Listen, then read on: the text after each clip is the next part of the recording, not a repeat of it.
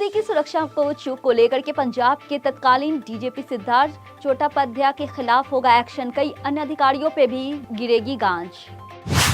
देश के विदेश मंत्री एस जयशंकर कई मौके पे प्रधानमंत्री नरेंद्र मोदी की तारीफ कर चुके हैं। हाल ही में उन्होंने यहां तक कहा था कि पीएम मोदी के अलावा कोई दूसरा प्रधानमंत्री होता तो वो उन्हें विदेश मंत्री नहीं बनते। एकनाथ शिंदे की शिवसेना और बीजेपी के बीच रिश्ते तल्ख होने के संकेत मिल रहे हैं। हालांकि दोनों ही दलों ने आधिकारिक तौर पे कुछ नहीं किया है, लेकिन महाराष्ट्र विधानसभा चुनाव को लेकर के भाजपा के 240 सीट पे चुनाव लड़ने के ऐलान ने शिवसेना को चिंता में डाल दिया। सुशील कुमार मोदी ने कहा है कि 40 लाख की फिरौती के लिए बिहट्टा के स्कूल छात्र की हत्या, छपरा की जमीन पे कारोबारी की अपहरण और लालू प्रसाद के भतीजे नागेंद्र राय के 2 करोड़ रुपए रंगदारी मांगने की घटनाएं प्रदेश में कानून व्यवस्था की डरावनी स्थिति बयान कर रही है। राहुल गांधी ने 18 मार्च को लोकसभा अध्यक्ष ओम बिरला को पत्र लिख करके लोकसभा में बोलने की अनुमति मांगी है। ये दूसरी बार है जब राहुल गांधी ने लोकसभा में सांसदों को जवाब देने के लिए अनुमति मांगी है। एंकर 7 राहुल गांधी ने कर्नाटक के बेलगावी में रैली की। इस मौके पे कांग्रेस सांसद ने कहा है बीजेपी, आरएसएस और पीएम मोदी खुद को संपूर्ण भारत मानते हैं। पीएम मोदी भारत के एक नागरिक हैं, संपूर्ण भारत नहीं। राहुल गांधी ने एक बार फिर से संघ और बीजेपी पे सीधा हमला किया है। अपने संसदीय क्षेत्र में राहुल गांधी ने कहा है बीजेपी, आरएसएस प्रधानमंत्री नरेंद्र मोदी को खुद को पूरा भारत मानते हैं। राहुल गांधी ने कहा है वो अपने ऊपर बार बार होने वाले राजनीतिक हमलों, उनके घर पे पुलिस भेजे जाने या उनके खिलाफ कई मामले दर्ज किए जाने पे भयभीत नहीं हो सकते हैं, क्योंकि वो सच्चाई में विश्वास करते और हमेशा इसके साथ खड़े रहे।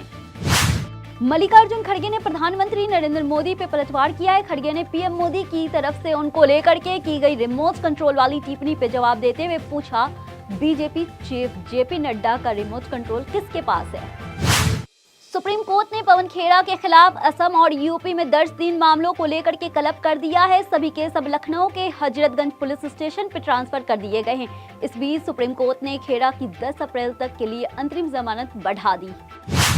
बीबीसी की तरफ से जारी डॉक्यूमेंट्री स्क्रीनिंग मामले को लेकर के दिल्ली विश्वविद्यालय के कांग्रेस समर्थित छात्र संगठन एनएसयूआई छात्र नेता लोकेश चुग को 1 साल के लिए निलंबित कर दिया।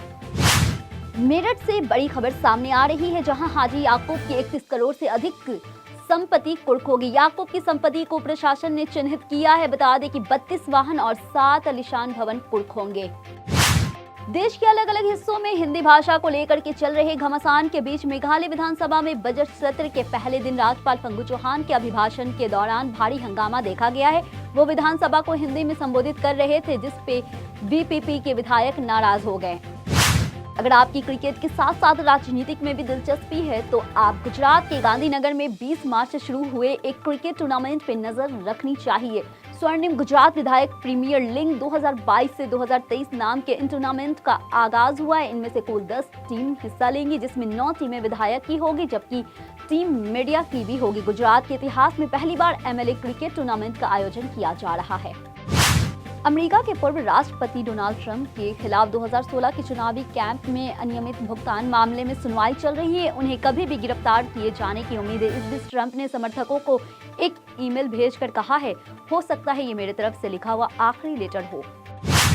खालिस्तान समर्थक अमृतपाल सिंह पे हुए एक्शन को लेकर के दुनिया के 4 देशों में उसके समर्थक प्रदर्शन कर रहे हैं। खालिस्तान समर्थकों ने सैन फ्रांसिस्को में भारतीय वाणिज्य दूतावास में तोड़फोड़ की है। इसको लेकर के भारत ने दिल्ली में वरिष्ठ अमेरिकी राजनयिक अधिकारी को समन कर उनके सामने कड़ा विरोध दर्ज कराया है। पंजाब नेशनल बैंक 13,000 करोड़ रुपए के घोटाले मामले में फरार हीरा कारोबारी मोहिल चौकसी का नाम इंटरपोल के रेड नोटिस में हटा दिया गया है। फ्रांस के लियोन शहर स्थित इंटरपोल में मुख्यालय में चौकसी की ओर से दायर याचिका के आधार पर यह कदम उठाया गया। पुलिस ने आगरा के फतेहपुर सीकरी इलाके में 4 बदमाश दबोचे हैं, जिसमें आरोपी असद अहमद पुलिस के शिकंजे से बचकर भाग निकला। वहीं पुलिस आरोपी को लगातार पकड़ने में जुटी है। प्रयागराज के उमेश पाल मर्डर केस को लेकर के हर दिन नए नए खुलासे हो रहे। इस बीच अतीक अहमद के शूटर गुलाम हसन की एक तस्वीर समाजवादी पार्टी अखिलेश यादव के साथ वायरल हो रही है। इस तस्वीर में शूटर गुलाम हसन सपा अध्यक्ष अखिलेश यादव के बगल में दिखाई दे रहे। इस तस्वीर को लेकर के फिर से राजनीतिक पार्टी में एक्टिव हो गई है।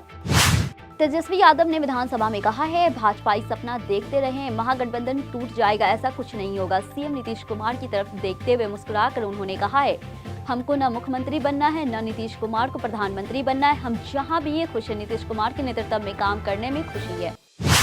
मध्य प्रदेश में लगातार बारिश और ओलावृष्टि के फसलों को भारी नुकसान पहुंचा है। प्रदेश के 20 से ज्यादा जिलों में 70 से 80% तक फसलें खराब हो चुकी हैं।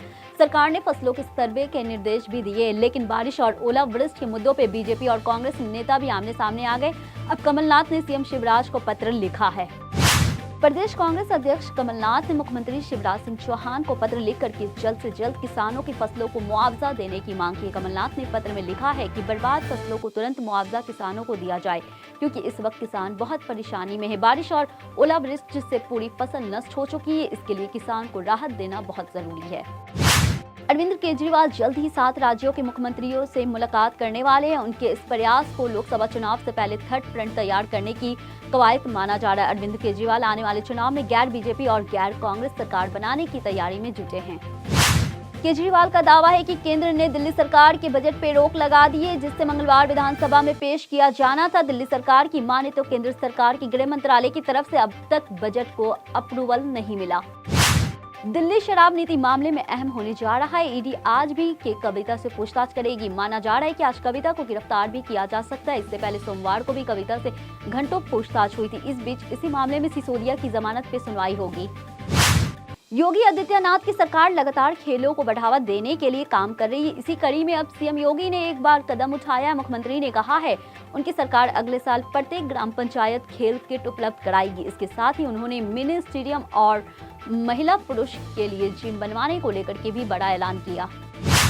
एक्टर टर्न पॉलिटिशियन किरण खेर कोविड-19 पॉजिटिव पाई गई है।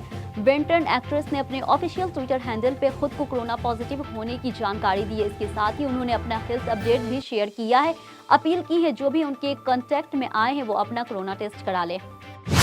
भारत के अलग अलग राज्यों में कोरोना संक्रमित की संख्या में फिर से बढ़ोतरी देखते हुए केंद्र सरकार अलर्ट मोड पर आ गई है। केंद्र की ओर से कोरोना को लेकर के कई तरह के दिशा निर्देश दिए जा रहे। दिशा निर्देश में कहा गया है, जब तक जीवाणु संक्रमण का क्लिनिक संदेह न हो तब तक एंटीबायोटिक दवाओं का उपयोग नहीं किया जाना चाहिए। रहीम ने बांग्लादेश के लिए इतिहास रच दिया। आयरलैंड के खिलाफ दूसरे वनडे में रहीम 60 गेंद पे अपने वनडे करियर को 9 शतक जमाया है। अपनी पारी में रहीम ने 14 चौके और 2 छक्के लगाए। बांग्लादेश की पारी की आखिरी गेंद पर रहीम 1 रन लेकर के अपना शतक पूरा किया।